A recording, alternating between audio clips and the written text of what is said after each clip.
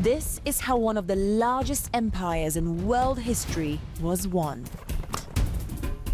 The Mongolian Empire, stretching from Asia to Europe, was conquered on horseback with bows and arrows. Amazingly, horseback archery is still alive and well in the Mongolian steppe today, ushering in a new generation eager to preserve this super skill for years to come. And then 1, 2, shoot. How have Mongolians maintained their tradition for centuries? So impressive. I want to immerse myself in their incredible history. How does it feel? Amazing! And learn what I've always thought was an impossible skill. Shoot! Oh! And given just a few days of training, Where are my fingers? What am I doing? Where does this go? can I learn how to gallop at full speed and hit the bullseye Elbow up, elbow up! like the warriors of times past? Or will I miss the mark? I'm Eva Beck, and this is Superskilled. I start my journey right here in Ulaanbaatar. Half of Mongolia's entire 3.5 million strong population lives right here in this sprawling capital. This city feels very different from the rest of the country, which is all green steppe and harsh desert. I'm not spending much time in Ulaanbaatar, but there is one place I really want to visit: Narantun, or the Black Market as it's known in English. As befits the name, this is the kind of place where you can find pretty much anything and everything under the sun, from sneakers to traditional Mongolian handicrafts. I'm here to find some horse riding gear for the coming days, but as ever, I get distracted by other shiny trinkets. What are these? Shito. Oh, like a mouth harp. Can you show me how to play it? The mouth harp is deeply rooted in Mongolian folk tradition. You'll see it played at shamanic rituals and during storytelling sessions. So good. Can I try? No, yun. I should eat that. Should tanga. There you go. Yeah. Well, I guess this isn't exactly the start of my mouth harp career. Now, back to what I came here for. Inspired by some of my travels, I've recently bought a horse of my own. He's a beautiful American quarter horse mix named Shaman. And if there's one national treasure in Mongolia, it's the horses. Back in the 13th century, Genghis Khan founded the Mongol Empire by conquering massive swathes of Asia and Europe with his horseback army. Today, horses continue to be central to the lifestyles of nomadic herders, and they're still deeply revered. And that's part of the reason why you'll see Mongolians buy these highly ornamental handmade saddles and set them in a place of honor in their home. So, this is my horse. He's a little bigger than a Mongolian horse. Do you think any of these bridles will fit him? No.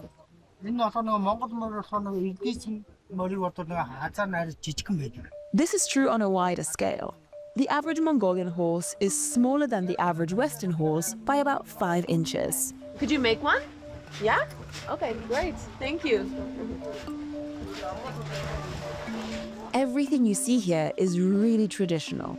Bridles and cinches made from soft cowhide, hand-forged bits, camel hair rope. A lot of this gear hasn't changed much for hundreds of years. And this is the very same stuff that's still used by Mongolia's nomads today. Oh, wow. That's so cool. Thank you. I've got a real Mongolian bridle that I'll be bringing back home to my horse. Awesome. Thank you. Bairla. A successful haul, I'd say.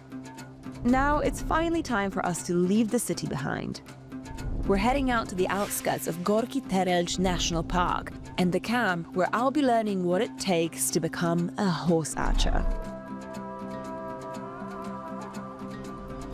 Look at the sheer scale of this place. Everything here feels so huge and so vast. Which honestly shouldn't be surprising because there's actually more horses here in Mongolia than people. I've always loved riding horses, even riding here in Mongolia on several visits. There's something so freeing about it. Oh my God, he's so gorgeous. And I've long admired their horseback archers, who are not only fearless, but also working hard to maintain their national heritage with every arrow they let fly. Now they've graciously agreed to teach me some of their ways. But since I am no archer on land, much less at a full gallop, this isn't going to be easy. Okay, there's our camp. Hello. Hello. Hi. Great to meet you. I'm Ava. My name is Basan Sur and I go by Baska. Lovely. Great. Lovely to meet you. Hi, guys. Baska co-founded the Zorghada Warriors, a horseback archery club dedicated to preserving this Mongolian tradition, and she will be my teacher for the next few days. This is like Mongolian way of greeting, and this is a milk, and Mongolian traditional we would call it a silk scarf, and then it's called hadak. And how we greet is that we will be offering you this milk, and you will have to take a sip and give it to the next person. Okay. All right. Wow, amazing. Do I take it like this? Yes. Perfect. And then you have to take a sip. All right. It's a cow milk, okay? Oh, it's really good. Josh, do you want some? Yeah, sure. Well, good luck with that.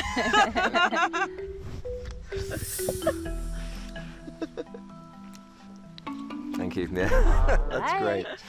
Yes. Even though she's the founder of the club, Baska wasn't born a horseback archer. Well, it's actually like I'm 35 years old, a Mongolian, just a simple woman who's a mother as well. Just a regular corporate woman who live in a city. 2020, I actually found the place where they can teach a horse archery. And I had my bow in the first time that I never tried before. That's like when I started. Her journey going from zero to expert in just a few years gave me hope that this was a skill I could learn. Baska said she had a surprise for us. So we dropped off our luggage inside our ger, or yurt as they're sometimes known, got changed and headed straight back out. Back in the day, archery had a very practical, functional purpose. So if you were a great horseback archer, you could go to war, protect your nation, or you could go hunting and capture animals and have them for dinner. What we're about to see here is a kind of demonstration, a preview of a hunting party. Obviously, we're not going to be hunting any animals. We are going to be targeting that bag down there that's just on the ground. The guys will demonstrate what it would have looked like back in the day to just be out there hunting. Oh my God, that's amazing! They're moving so fast, you might miss that they're hitting the target bag almost every shot. That was so incredibly impressive. I mean, you need like speed, you need precision, you need stability, and definitely a very, very cool head in order to be able to do something like this. So awesome to see. It feels unbelievable that I could be on a horse shooting arrows with as much confidence as these guys. But tomorrow, I'd have my first lesson with Baska, and maybe, just maybe, I can make my long-time dream a reality.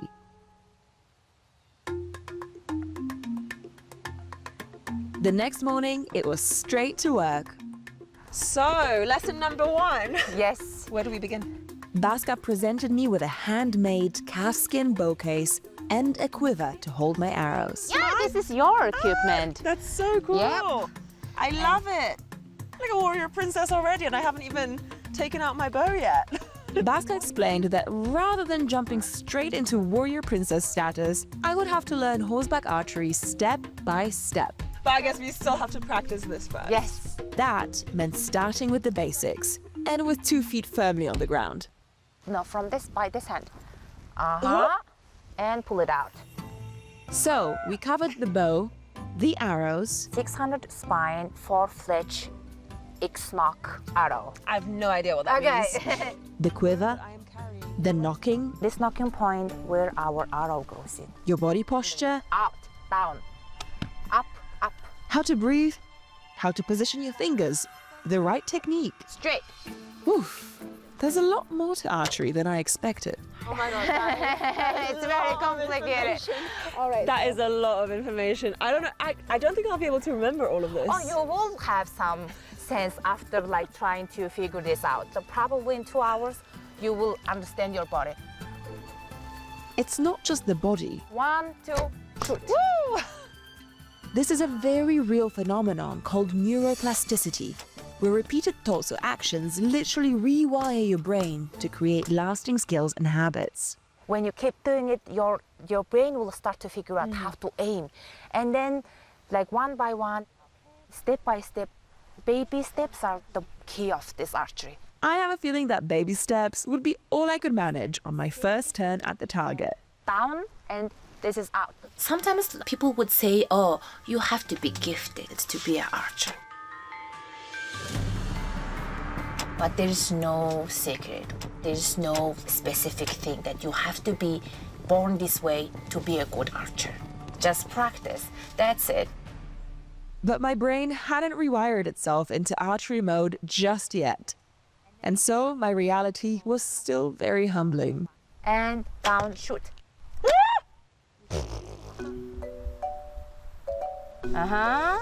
And then keep it straight. Shoot. Where'd it go? I don't see it. I found myself searching for my arrows behind the target more than I'd like to admit.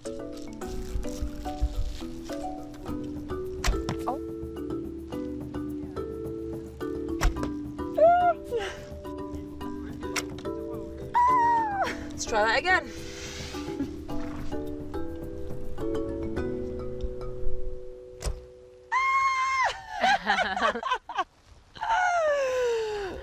All right, how is it going? Well, I think I could use a bit more practice, honestly. Okay, I So- actually saw like one beautiful shot on the tiger, and now the last one is missing, right? You know, that was an accident, the first Okay. one. Oh, the first one is accident. I thought the last one was accident. Sure, yeah, let's say that. Accident or not, Baska was intent for me to move on to the next step. We don't have much time. Now you've got this part done, and then why not start our horse training? All right, Horse riding. that's my favorite part. Yeah, everyone's favorite part, never mind. Let's go. In this first riding session, Baska wanted to simply assess my horse riding skills. Thankfully, I've got a bit of a head start. I've done a lot of riding in my life, and with my new horse at home, I've been getting a lot of practice lately. Finally, something I don't completely suck at. So this is your horse. Oh my gosh. So your horse is called Tevder. And Tevder.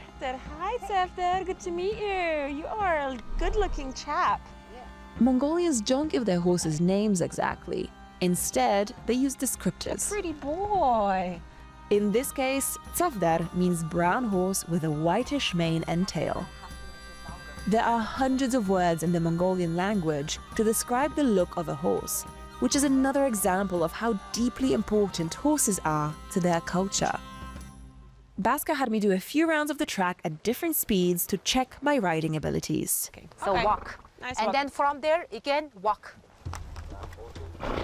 Good boy. Now it's time to trot.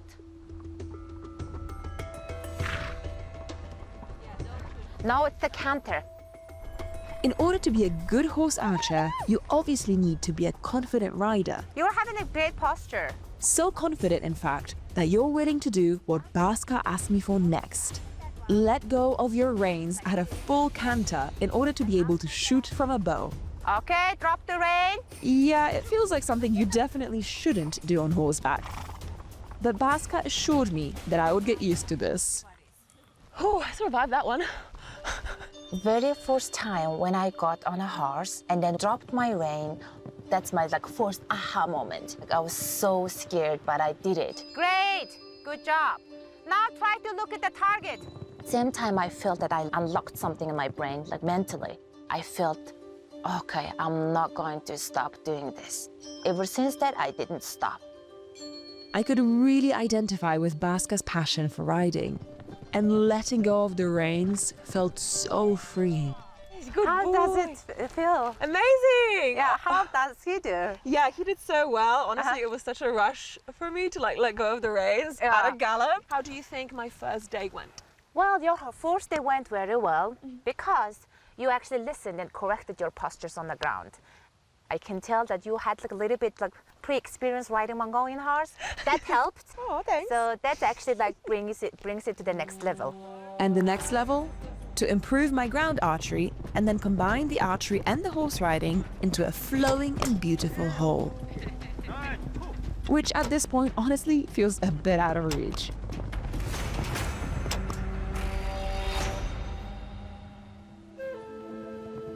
I am so grateful to be learning from Baska and her team. They created this archery club in response to major shifts in the Mongolian way of life. Over the last few decades, more and more people have been flocking to cities and losing touch with their traditional lifestyles.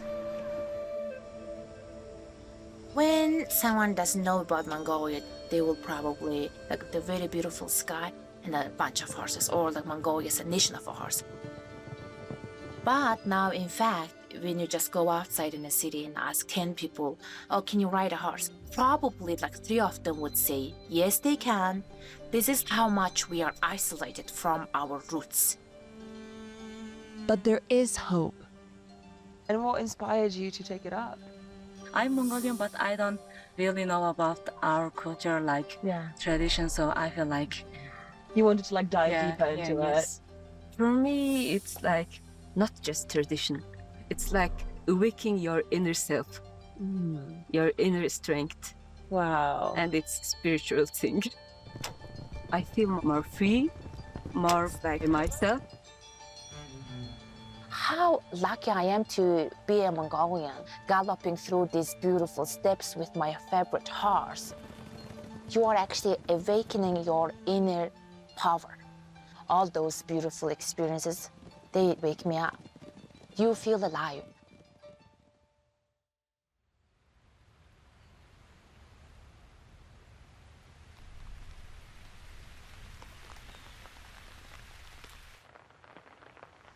It's a pretty dreary day out there. We can't really be doing much archery outside because apparently it just doesn't really work very well in the rain. So Baska gave me an indoor assignment for today, which is to practice my blind fast knocking. That is actually something that I have been struggling with. So I'm just in here practicing my knocking, my blind knocking. I will hopefully become fast at some point. Repeating the same physical action should rewire my brain, so that eventually blind fast knocking becomes second nature. But there's only so much I can do inside. That afternoon, we figured that we'd visit a local family so I can see what it's like to live as a full-time nomad out in the steppe. Mongolia being one of the most sparsely populated countries on the planet, the nearest neighbors were a good 30-minute drive from our base camp. And as befits a nomadic family, they're only here for the autumn season, so we were lucky with our timing. Sambano! Batar Sehan and his family are herders, and they move every few months to prevent overgrazing by their livestock in any one area. They were kind enough to welcome us into their home, but there are rules. So you have to put your right leg first when you enter Mongolian gear, okay? Right leg in. Got it, like this. Uh-huh. Sambano! Oh, so lovely. Newlyweds are often gifted a ger by their family, and while they were traditionally constructed from scratch, these days many families buy gers and their parts from local markets. So beautiful. It's flexible enough to pack up and move, but sturdy enough to withstand the harsh Mongolian climate all year round. Nice and cozy. We met Batar Sahan's daughter and the rest of the family. As their guest, I wanted to be as respectful as possible. So what are some of the do's and don'ts inside a Mongolian? Oh yeah, like first thing is first that you do not whistle inside the gear. Don't whistle. No whistle. We do not go or walk in between these two cones. It's because it represents the family, husband and the wife, so we do not walk in between. And then also, we do not eat standing. Like when we are eating, we will always have to sit down. And drinking, we always have to sit down. So when they offer you Mongolian traditional milk tea, you're going to receive it with 2 hands. Mongolians take their hospitality very seriously. And every time you enter a family ger, you're almost guaranteed to receive a cup of homemade chai or milk tea. As a general rule, it's served as a savory drink with a generous pinch of salt. Oh, this is just what you need on a rainy day. It's perfect. Exactly. I've always loved this nomadic way of life. So much so that I spent the warm seasons living in a tent on my own land that kind of resembles a ger. I was really keen to show it off to my host. Yeah, there's a lot of grass. So you know we have sheep that pass through my land and they will graze on the grass every time. Clearly, herding was always top of mind for the family. Do you sometimes think that it would be easier and more comfortable to live in a city?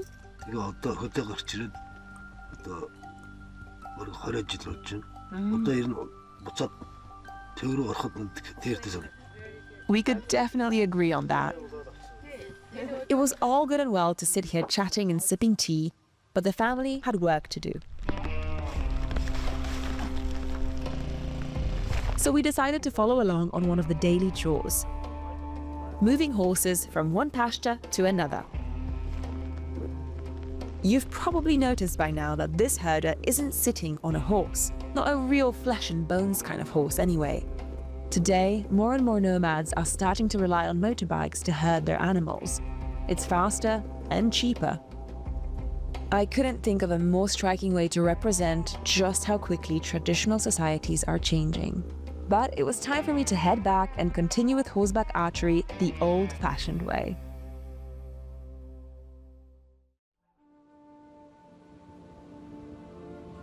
Because of the rain, I was suddenly behind in my training. Now I only had a couple of days to practice my horseback archery before my big challenge. Like my first day, we started on foot. Nice. It's instinctive shooting. It's about precision and the timing. That's good. That's beautiful, like full drop. How did it get there? I feel like I should get extra points for this one. And that's very precise. It was a little intimidating to have an audience of experts, even the pint-sized ones. But everyone was super encouraging, and I could tell that the repetition was really helping me. And just as I thought I was making progress, they stepped up the difficulty to archery in motion.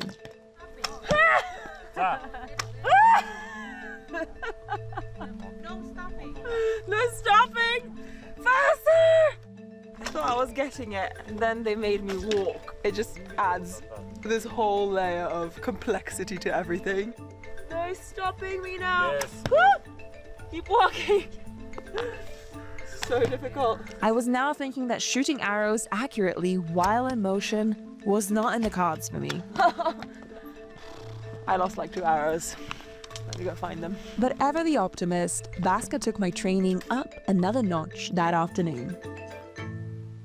I really would like to continue to bring it to the next level, and then you're allowed to shoot your first and second arrow on a horse. Amazing. Okay. I'm a little nervous, I'll admit, but I have to trust the horse, and yeah, let's see how it goes. We'll go with the flow. This is the track. It's about 90 meters long and has 3 targets. In my challenge, I'll be trying to hit all 3 in a single run. But today, I'll only be going for 1. And Baska thought it best that I start with a pre-nocked arrow. Are you ready, boy? Are you ready, Zefter? He was definitely ready.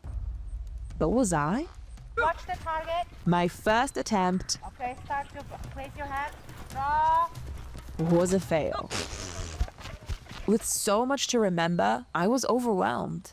I tried a couple more times with mixed results. Well, I tried to shoot 3 arrows on horseback. 1 went in, another one went out somewhere, and the third one just kind of stayed in my bow because I got really stressed out. I was like, what am I doing? I think I just need to let it all sink up in my head, you know? There's a lot of coordination. Okay, well, how was it? Well, it's okay, but comparing to your ground archery skills you learned, it's completely different now. So a bit more practice for sure. Outwardly, I tried not to show how discouraged I really was. And the next day, we came out and did it all over again. Starting on the ground. Then on horseback. I'm not sure if I'm quite ready for my challenge, honestly. I'm barely getting the blind fast knocking right, not every time. So I don't really know how I feel about combining it with a full gallop. After watching the team take shots at 3 targets in one run, it was time for me to give it a go. First try didn't go well.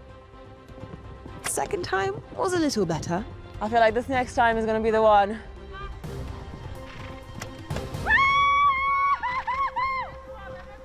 I did it! And the third time was the charm. Got my first arrow in, yes! Oh, that felt so good. I really felt like I was on top of the world. I made a few more runs and was even able to nock an arrow while galloping. Baby step by baby step, I was putting together all that I had learned. But would I be able to do a full run, knocking 3 arrows at a gallop and hitting targets? We'll find out at my challenge tomorrow.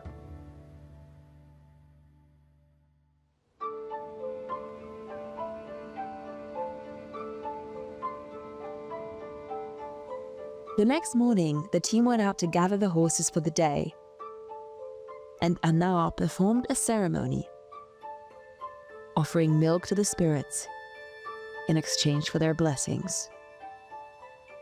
As I was getting ready, Baska invited me to her girth, saying she wanted to give me something for my challenge. Hey! Hi. Did you say you had a little surprise for me? Yes, I do have one. And this is a traditional Mongolian bell. Wow! And it's actually like Oh, no way! That's so beautiful. this. I'll help you to put it on. Mongolians have been wearing the Del for centuries, and I was so honored to be invited to wear one today. Oh, this is so beautiful. I think it's like one of the most beautiful things I've ever worn in my life. Oh my. That you can tie here. Do you like the color? I love it! What do you think? It's beautiful. Yeah? I love it. Yeah. I would probably. Thank you so much. Oh, hope you like it. I love it. I love it. Okay, great. It definitely makes me feel a bit more ready for the challenge. Next, we went outside to braid my hair. No, it's so messy. I haven't washed it in like 6 days. Good? Mongolian warrior, girl. Mongolian queen. Oh, nice. I'll take it, yeah. Now I just need a Mongolian king. Oh yeah, take whatever you, whoever you like. Pick one, whoever you like, okay? This will be my gift for a successful challenge, right? Yes. Love it. Now I'm motivated to do really well in my challenge. Let's go. Let me explain the rules of what's to come. I can run along the track up to 3 times in order to hit a minimum of 5 targets, which means that I'll have 9 chances in total. Anything below 5 means failure, and honestly, 5 out of 9 is a pretty tall order for someone who has never managed to hit more than 1 target in a single run. What do you think, Sefton? How do you feel about it? I don't think he cares. All right, let's get it done. What I'm about to do isn't without its risks.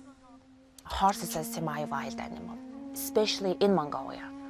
Even though we are using trained archery horses, they will probably be spooky and they will probably be scary. They will just go and flash. So the first very risky thing is the horse. And then also the wrong techniques of using your weapon.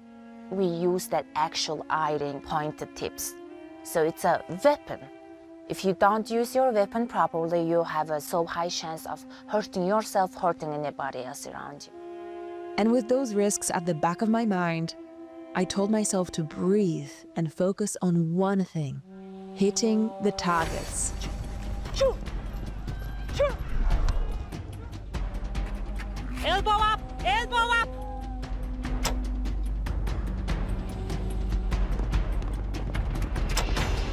Second one in. Elbow up.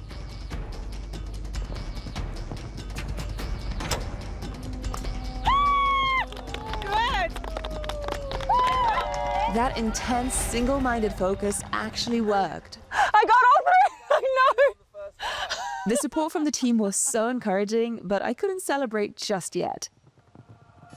I still needed to hit 2 more targets in order to succeed at the challenge.